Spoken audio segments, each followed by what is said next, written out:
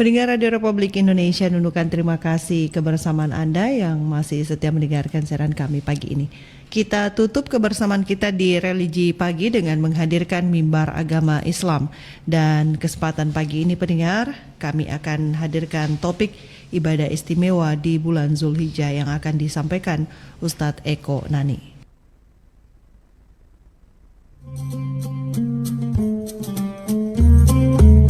Anda masih bersama kami dalam Religi Pagi.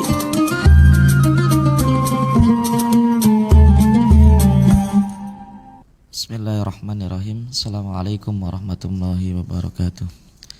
Innal hamdalillah nahmaduhu wa nasta'inu wa nastaghfir wa na'udzu billahi min syururi anfusina wa min sayyiati a'malina. May yahdihillahu fala mudilla lahu wa may yudlil fala hadiyalah. Asyhadu an la ilaha illallah wahdahu la syarika lah. Wa asyhadu anna sayyidina wa nabiyyana Muhammadan abduhu wa rasuluhu la nabiyya ba'dah. Allahumma salli wa sallim wa barik ala sayyidina Muhammad wa ala alihi wa ashabihi wa man tabi'ahum bi ihsan ila yaumiddin. Amma ba'du, la hamla wa la quwata illa billahil aliyil azim. Kaum muslimin dan muslimat, para pendengar Radio Republik Indonesia yang insyaallah dimuliakan Allah Subhanahu wa taala. Pertama-tama kita bersyukur atas segala nikmat yang Allah berikan kepada kita. Kita diberikan nikmat umur yang panjang, nikmat kesehatan. Mudah-mudahan nikmat iman wal Islam tetap melekat dalam umur dan kesehatan itu, sehingga kita mampu menghadirkan diri untuk terus melaksanakan hal-hal yang berkaitan dengan perintah Allah dan meninggalkan apa yang dilarang olehnya. Salawat dan salam tak lupa kita aturkan kepada junjungan kita Nabiullah Muhammad SAW wa ala alihi wa ashabihi ajma'in, dan semoga pula dilimpahkan kepada kita selaku pengikutnya yang istiqomah di jalannya, amin ya rabbal alamin. Para pendengar kaum muslimin dan muslimat yang dirahmati Allah Subhanahu wa taala, alhamdulillah hari ini kita sudah masuk di bagian bulan Zulhijjah. Ada yang menetapkan kalau kita di Indonesia sekarang ini sudah masuk 9 Zulhijjah atau disebut dengan hari Arafah. Kalau kita berbicara kepada terkait dengan bulan Zulhijjah ini, ada ibadah istimewa yang memang hanya ada di bulan Zulhijjah, atau dalam rangkaiannya kalau haji itu adalah mulai dari Syawal, Dzulqa'dah dan Zulhijjah. Tapi yang jelas ibadah ini menjadi istimewa karena memang di dalam syariat agama itu ditetapkan beberapa bagian ya yang merupakan kekhususan atau kespesialan, keistimewaan ibadah itu, termasuk diantaranya adalah kurban. Ibadah istimewa seperti haji dan kurban yang kita laksanakan di bulan Zulhijjah, selain kemudian kita juga melaksanakan rangkaian ibadah rutinitas kita dalam keseharian ini, harus menjadi perhatian kita bersama dalam upaya terus mendekatkan diri kepada Allah Subhanahu wa taala. Para pendengar kaum muslimin dan muslimat yang dirahmati Allah Subhanahu wa taala. Yang pertama, ibadah istimewa itu adalah ibadah haji.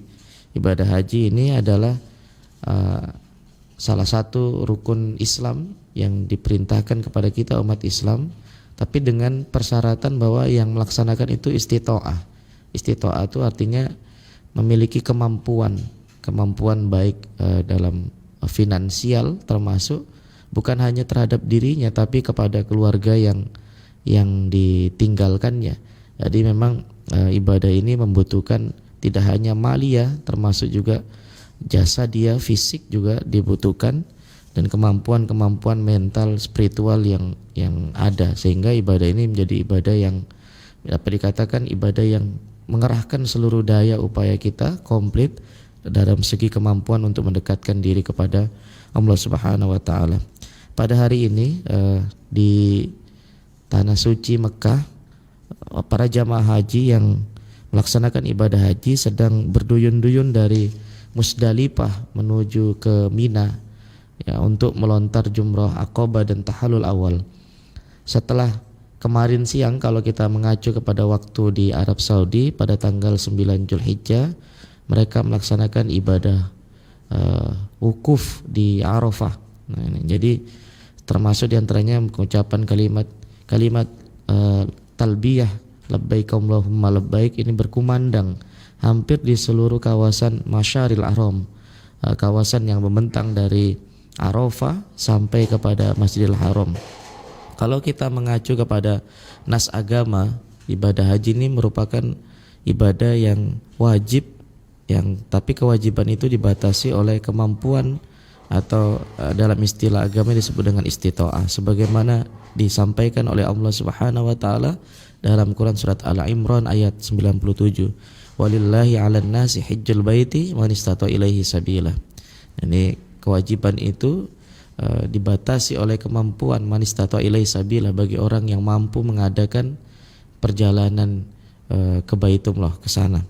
Para pendengar kaum muslimin dan muslimat yang dirahmati Allah Subhanahu wa taala, ibadah istimewa kedua yang ada di bulan Zulhijjah ini adalah ibadah kurban.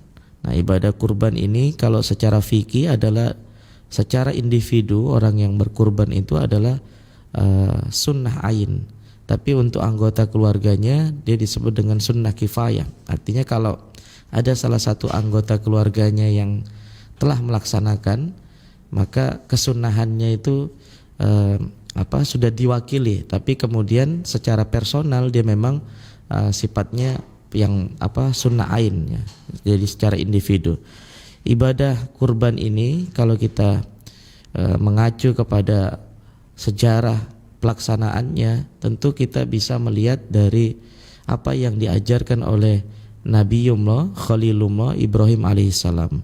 Pada peristiwa kurban sekitar 3000 tahun yang lalu, Nabi Ibrahim alaihissalam mencontohkan bagaimana membangun prinsip kehidupan yang diwarnai dengan nilai-nilai keilahian, dengan nilai-nilai ketauhidan, dengan nilai-nilai pengorbanan, tidak hanya kepada dirinya tapi dia juga mengajarkan kepada keluarganya bagaimana menjadi orang yang bertakwa. Dan Nabi Ibrahim betul-betul mengamalkan ayat Al-Quran yang sering kita baca, ku anfusakum wa ahlikum nar, jaga dirimu dan keluargamu dari adab api neraka.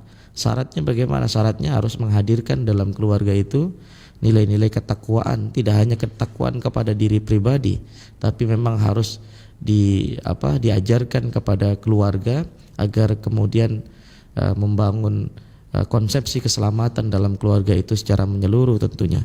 Para pendengar kaum muslimin dan muslimat yang dirahmati Allah Subhanahu wa taala, pada saat menjelang peristiwa yang kita kenal pada hari ini dengan penyembelihan hewan kurban, Nabi Ibrahim sebelumnya diuji oleh Allah Subhanahu wa taala dengan ujian yang levelnya adalah level hanya bisa diterima oleh para nabiullah, yaitu ujian di mana beliau diperintahkan oleh Allah Subhanahu wa taala untuk menyembelih anak semata wayangnya yang pada waktu itu yang memang lama diharapkan kehadirannya, yaitu Nabi Ismail alaihissalam, sebelum nantinya ada anaknya yang lain.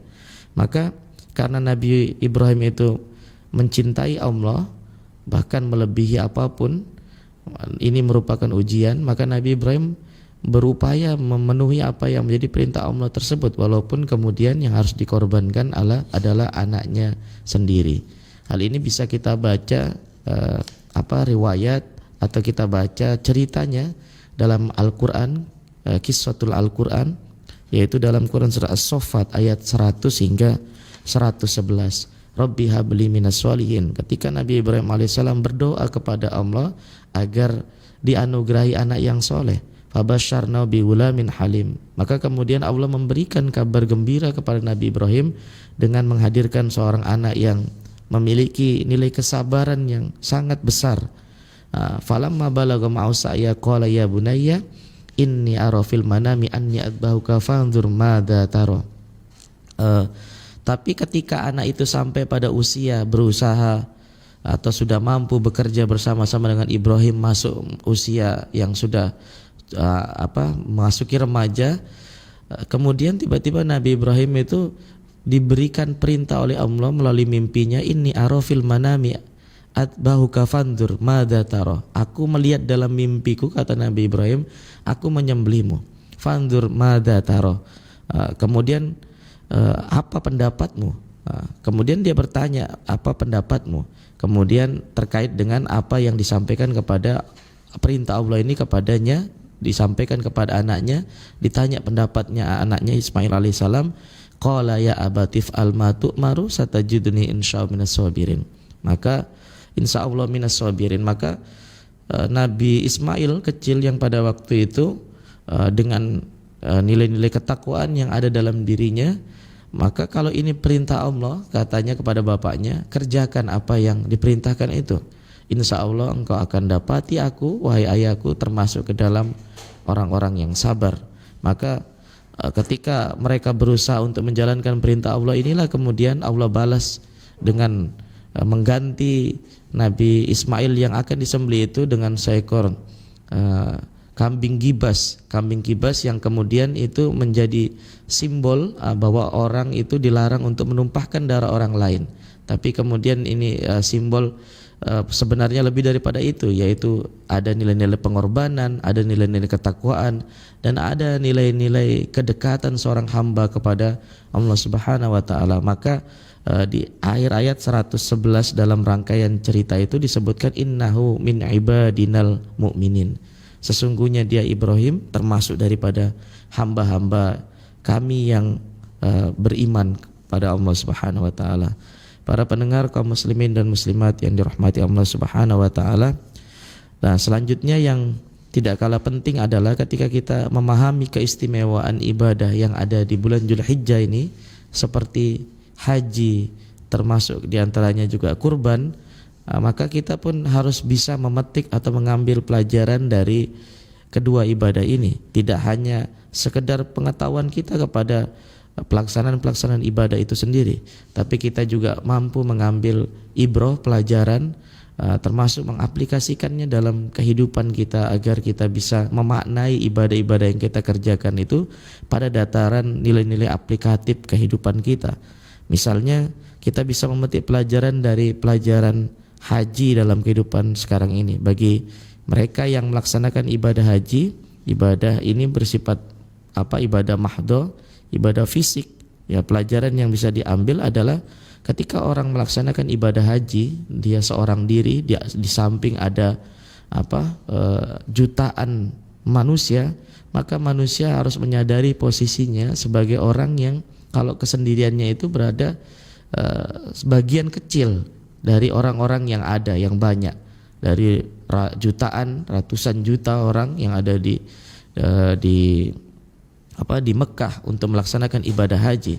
Ini artinya adalah manusia itu tidak boleh sombong, tidak boleh merasa besar atau lebih baik daripada orang lain. Orang sudah sepantasnya adalah ada penyadaran diri dari dirinya, dari ibadah-ibadah yang dia kerjakan, sehingga akan lahir dari sifat atau dirinya itu sifat-sifat tawadhu, ya, rendah hati, sehingga kemudian yang hadir adalah dari kesendiriannya itu kemudian atau dari dirinya secara kelompok kecil itu, bahwa kehidupannya pada akhirnya adalah tidak bisa hidup tanpa membutuhkan pertolongan dan bantuan daripada orang lain. Kita itu sejak mau dilahirkan sampai nanti ketika mau dikuburkan, semuanya membutuhkan orang lain. Artinya kemudian tidak ada yang perlu kita sombongkan dari kemampuan kita, karena toh nyatanya juga kita membutuhkan bantuan atau pertolongan daripada orang lain. Sehingga kemudian kalau kita punya kesadaran itu, bahwa kehidupan kita itu harus terjalin sifat atau sikap saling tolong menolong, saling menghargai, saling memahami, sehingga hidup kita dalam keadaan rukun, harmonis, damai, dan saling berdampingan layaknya orang yang sedang melaksanakan ibadah haji di Baitullah. Kemudian secara spiritual kita maknai bahwa orang yang sedang melaksanakan ibadah haji adalah bisa merefleksikan dirinya ketika dia berada di tanah suci, bahwa kesan yang dia dapat adalah begitu dekatnya dia dengan Allah Subhanahu wa taala.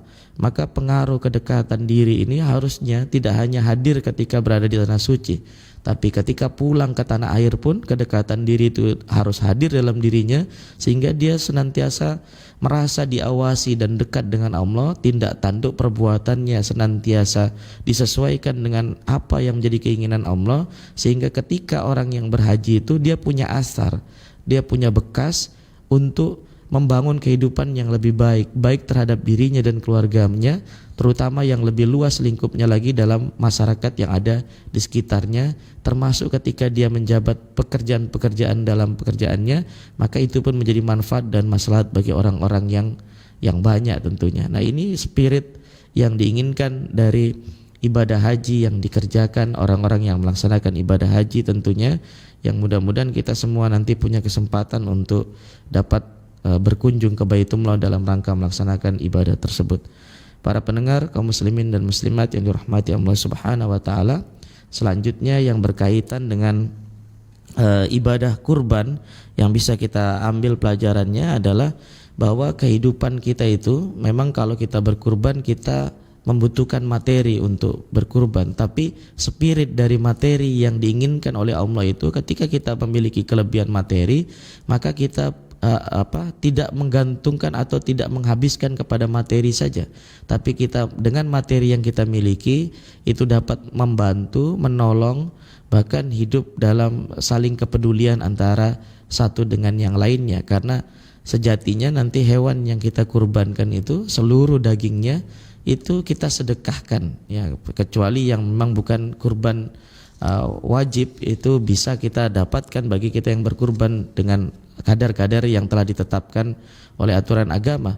Tapi pada prinsipnya adalah ketika kita mengeluarkan harta atau mempunyai sesuatu itu dalam rangka untuk agar kita bisa menghadirkan pemberian, pertolongan, bahkan kebaikan itu yang kita miliki kita share, kita bagikan kepada orang lain. Maka sejatinya hidup tidak semata-mata kepada materi, tapi lebih daripada itu terkandung di dalamnya nilai-nilai spiritual, atau merasa senang manakala dia beribadah dengan apa yang dia miliki dari kelebihannya harta, kemudian dari itu kemudian dia bisa menyenangkan kehidupan orang lain dengan apa yang dia miliki.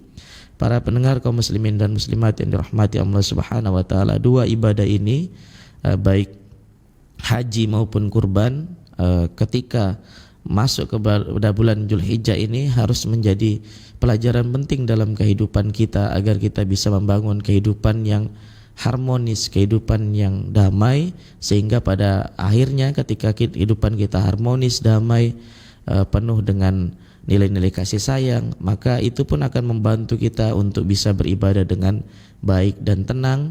Kemudian dalam lingkup kebaikan yang meluas atau kebaikan yang tidak hanya baik hablum minallah, tapi juga kebaikan antar sesamanya atau hablum minan nas. Mudah-mudahan kita semua bisa memetik pelajaran ibadah haji dan kurban, dan mudah-mudahan kalau kita belum bisa melaksanakannya pada kesempatan ini, Allah berikan kecukupan kepada kita, kesempatan kepada kita untuk memanggilnya atau memanggil ke Baitullah untuk berhaji dan bisa melaksanakan ibadah kurban dengan harta yang kita miliki. Semoga kebaikan terus kita dapatkan dan kita termasuk orang-orang yang mendapatkan kebaikan yang paripurna di dunia dan akhirat kelak. Amin ya rabbal alamin. Demikian apa yang dapat kami sampaikan. Wallahu a'lam bishawab. Hadanallahu wa iyyakum ajma'in. Ihdinas siratal mustaqim wa mul muwaffiq ila aqwamit thoriq. Assalamualaikum warahmatullahi wabarakatuh.